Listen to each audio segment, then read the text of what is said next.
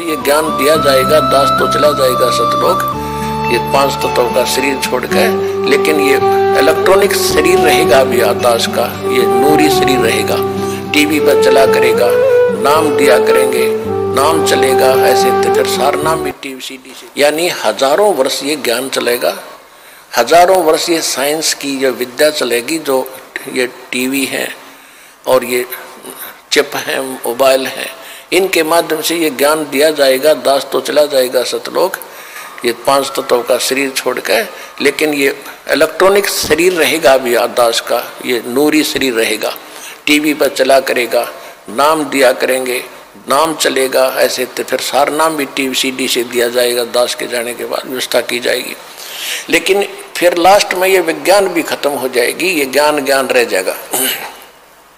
तो ये ज्ञान कुछ दिनों तक चला करता है।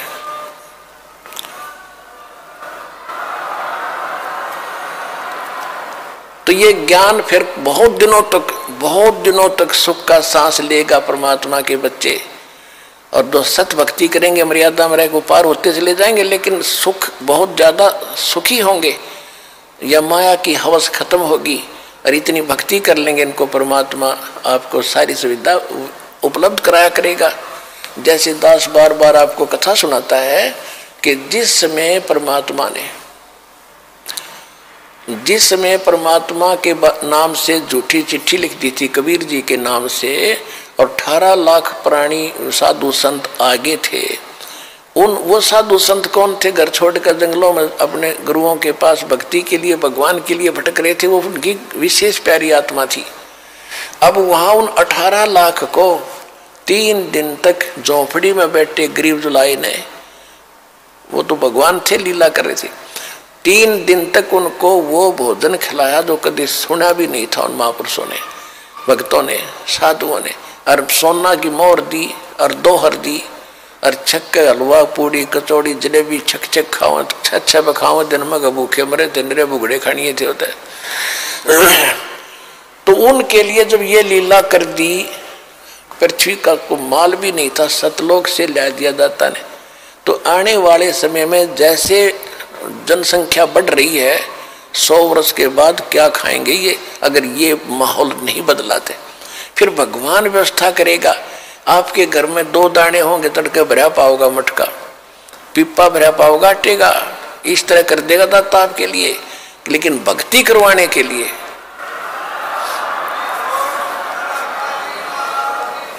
ये उनकी करेगा जो भक्ति करेंगे, और जो बकवाद चाहोगे वो अपना करते रहियो। ठीक है, जैसा भक्ति भजन करेंगे उनका लाभ मिल जाएगा, लेकिन वो समस्याएं खड़ी रह जाएंगी। तो इसलिए फिर गोरखनाथ जी ने परमात्मा के चरणों में मत्था टेका, उनके शिष्य बने। अब देखो कितनी बढ़िया धोखा होता हमारे साथ। अब जो इस भक्ति को करके और पार हुए नहीं, देख कितना बड़ा बखेड़ा होगा उनकी जान में। कोई तो जाएगा, जैसे पूरी साधना करते हो आप, प्रथम मंत्र में गणेश जी का, विष्णु जी, लक्ष्मी का, ब्रह्मा जी, सावित्री जी का, शंकर भगवान, पार्वती का, दुर्गा जी के, ये सब नाम जाप करते हो। जो पार नहीं हुए, फिर ये आप अपने इस पुण्य की कमाई इनके लोकों में जाकर बहुत अच्छी सुविधाएं प्राप्त करके वहाँ ठाठ से देवता बनकर रहोगे, लेकिन बैंक बैलेंस भक्ति का आपका खत्म होगा। जो वहां से खत्म हो गए, फिर ओम नाम का जाप, जो सतनाम के साथ आपने जाप किया, वो ब्रह्म का बन जाता है। फिर ब्रह्मलोक में जाओगे, ब्रह्मलोक में हजारों युगों तक रहोगे, इतनी गजब की कमाई हो जाएगी आपकी। ब्रह्मलोक में जब पूंजी खत्म हो जाएगी, फिर आपको पृथ्वी पर पटकेंगे, पृथ्वी पर राजा बन जाओगे, कुछ सिद्ध बन जाते हैं जैसे गोरखनाथ जैसे, और फिर दुनिया में प्रसिद्ध हो जाते हैं। कर्म बिगड़ते बिगड़ते ऐसे बिगड़ जाएंगे, फिर गधे बन जाएंगे।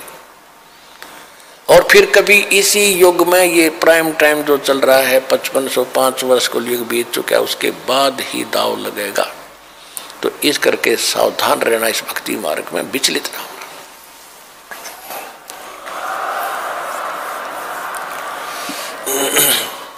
अब क्या है कि परमात्मा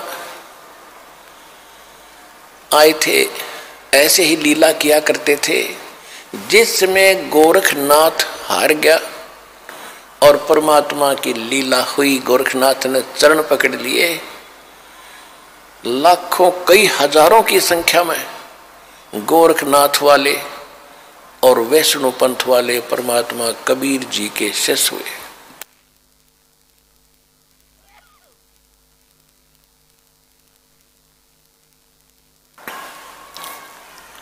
पुण्यात्माओं, हमने परमात्मा की महिमा लीला कैसे भगवान माने थे, जैसे श्री कृष्ण जी ने,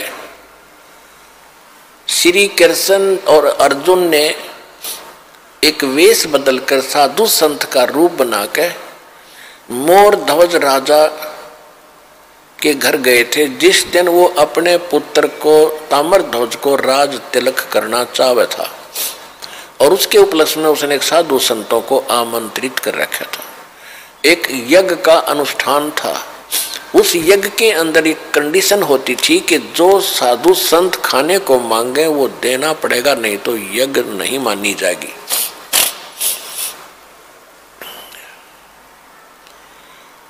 तो ये दोनों चले गए। अर्जुन के मन में एक दोष आ गया था।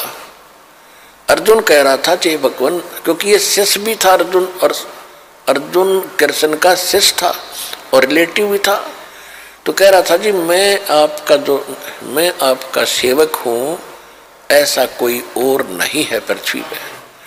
तो परमात्मा श्री कृष्ण जी ने उसका भ्रम निवारण करने के लिए वहां ले गए ताम्रध्वज राजा के घर पे।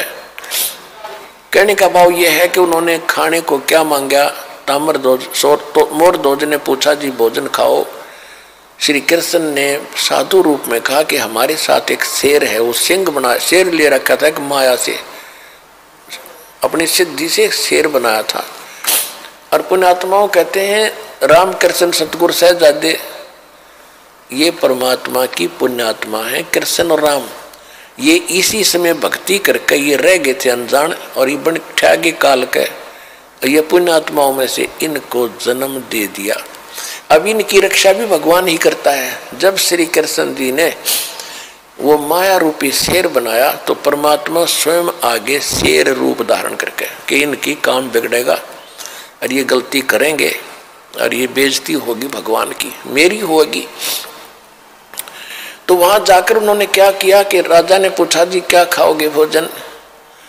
कृष्ण जी बोले कि पहले मेरे शेर को खिलाओ, फिर मैं बाद में खाया करूं। और मेरा शेर मांस बकरे का नहीं खाएगा, पशु का नहीं खाता, ये मनुष्य का खाता है, नरभक्षी है।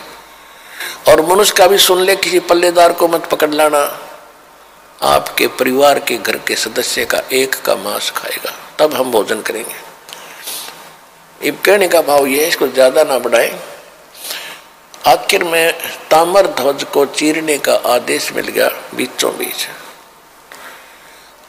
ताम्र ध्वज को चीर दिया, फिर उसको जीवित कर दिया, मर गया था। और इस कारण से कृष्ण जी को भगवान मान लिया। अब परमात्मा ने कितने जीवित किए आपको कथा सुनाता हूं। एक सम्मन नाम का मनियार था, बहुत ही निर्धन गरीब थे। दोनों पति पत्नी, उसकी पत्नी का नाम नेकी था, और दोनों पति पत्नी परमात्मा के शिष्य हो गए थे, कबीर भगवान के ज्ञान से परिचित हो गए थे। एक उनका लड़का था 10-12 वर्ष का, उसका नाम सेऊ था। सेऊ, शिव कहते हैं उसे, सेऊ कहा करते उसको। तो तीनों के तीनों भगवान के ज्ञान में खूब रंगे हुए थे, और जहां भी वो जाते थे सम्मन और नेकी पति पत्नी चूड़ियां पहनाने के लिए गांव नगर में, तो वहां परमात्मा कबीर जी की चर्चा करया करते थे कि हमारे गुरुजी इतने सक्षम है, हमारे गुरुजी इतने सक्षम है। ऐसे सिकंदर लोधी की जलन का रोग ठीक कर दिया, एक गऊ काट दी थी सिकंदर लोधी ने, वो जीवित कर दी। तो औरतें सुनती थी लेकिन मन में दोष रखती थी कि ये बेकार रखे गरीब आदमी, ऐसे कभी हो सकता है। अगर ऐसा होता तो ये होता और वो होता, मतलब मन में अंदर दोष रखती थी, सुन अवश्य लेती थी। एक दिन क्या हुआ कि कबीर परमात्मा जी उनके घर चले गए अचानक।